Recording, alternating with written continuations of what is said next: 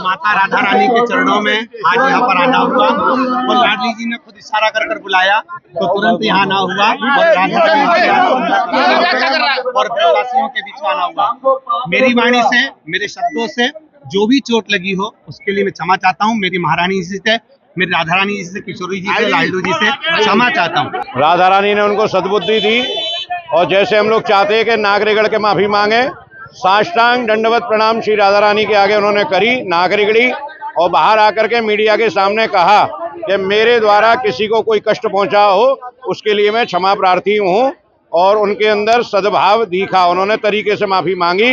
राधा रानी के साथ जो उन्होंने गड़बड़ बोला था उनके चेहरे पे प्रायश्चित दिख रहा था, उनके चेहरे से लग रहा था कि हाँ उन्होंने गलती करी है, लेकिन उन्होंने क्षमा भी बड़े मन से मांगी है। आज के इस जो कुछ हुआ है उसे देख करके हम लोग बड़े प्रसन्न हैं। सब काम राधा रानी की कृपा से हुआ है।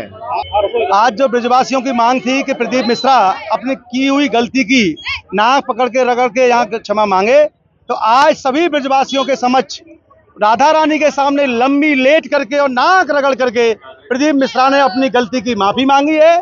और उन्होंने शब्दों में भी कहा है, अपने अनुयायियों को भी कड़ाई से कहा है कि कोई भी हमारे पूज्य आचार्यगण के लिए, कोई ब्रजवासी के लिए किसी प्रकार की कोई भी गलत बातें न करे जिससे कि कोई और विवाद खड़ा हो। आज उन्होंने माफी मांगी है और माफी के साथ में इस पूरी लड़ाई में हमारी मीडिया का बड़ा योगदान रहा है। हम सभी के साथ में ब्रज तीर्थ देवालय न्यास, धर्म रक्षा संघ, मान मंदिर, सभी संतजन, सभी ब्रजवासियों का बड़ा योगदान। बहुत अच्छी बात है, अगर किसी व्यक्ति से कोई अपराध बन जाए तो वो जाकर के भगवान के श्री चरणों में क्षमा याचना मांग ले, भगवान क्षमा कर देते हैं, क्योंकि भगवान क्षमा वरण है, इसलिए क्षमा दे देते हैं। प्रदीप मिश्रा जी की भगवान ने सद्बुद्धि दी, जाकर के राधा रानी के श्री चरणों में जाकर के दंडवत प्रणाम करके और क्षमा याचना किया। क्षमा वरण को चाहिए, छोटन को अपराध, और जो बड़े लोग होते हैं छोटों के अपराधों को क्षमा कर देते हैं। और ब्रिजवासियों से बहुत अच्छी बात है कि ब्रिजवासियों से भी जाकर के उन्होंने क्षमा याचना मांगा। ब्रिजवासी भी सहनशील हैं, उन्होंने भी क्षमा याचना कर देंगे। संतों में जो खेद था, दुख था, वह अब इनको क्षमा मांगने से जो है खेद कहीं न कहीं समाप्त हो जाएगा, क्योंकि संत हृदय नवनीत समाना, संत का हृदय ही नवनीत के समान होता है। इसलिए संत ने भी जो दुख था, व्यक्त था, उन्होंने भी क्षमा कर दिया।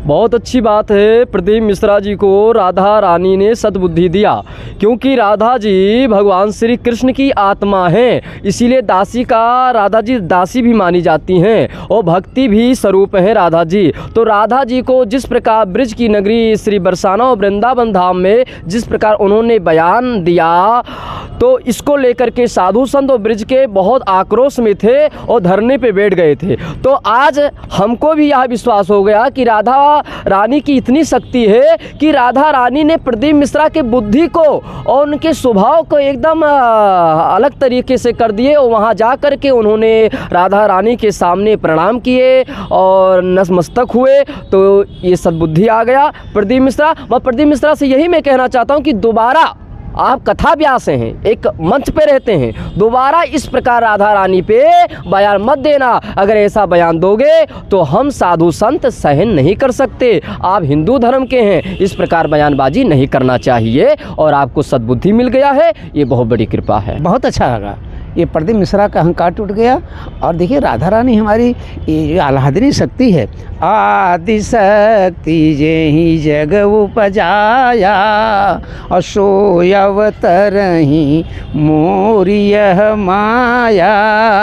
राधा जी हमारी आह्लादनी शक्ति हैं, और राधा जी के ऊपर अगर प्रदीप मिश्रा ने टिप्पणी किया है तो जाकर के क्षमा मांग लिया है। मेरी माँ है, उनका हृदय ममता भरी हुई है, मेरी माँ ने क्षमा कर दिया और संतों ने क्षमा कर दिया। हम सब क्षमा करते हैं, बच्चे हैं, गलती हो जाती है, लेकिन उस गलती के लिए उन्होंने क्षमा मांगा है तो उनको साधुवाद है, धन्यवाद है। प्रदीप मिश्रा जी ने क्योंकि मानवीय मूल्यों का अनुकरण किया और उन्होंने अपने बयानों की समीक्षा की, मैं उनकी भूरी भूरी प्रशंसा करता हूँ। निश्चित ही हमारे सनातन धर्म में क्षमा की विधा है और हमें क्षमा करना चाहिए।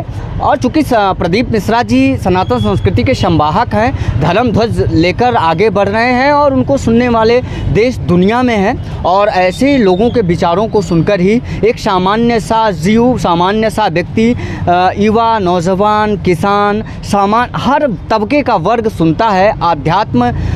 अध्यात्म एक गुंजन है जो हर व्यक्ति के जीवन में है। अध्यात्म से हमारे मन मस्तिष्क में एक शांति प्राप्त होती है, इसलिए हम अध्यात्म और संस्कृति को सुनते हैं। लेकिन हम जब कभी गलत तथ्य को सुनते हैं तो हम उसी प्रकार से अपना मनोभावना दूसरे को भी व्यक्त करते हैं। तो इसलिए जो भी आप वक्तव्य दीजिए अपने कथा के माध्यम से, जो भी आपके श्रोतागण सुन रहे हों उनको जो भी आप चीज़ें, उसमें तथ्यात्मक चीज़ें हों और ध्यानपूर्वक दीजिए। जो संत महापुरुष हैं उनके चरणानुरागी बन के और अपना कार्य करिए, निश्चित ही आपका मार्ग बेहतर ढंग से प्रशस्त होगा।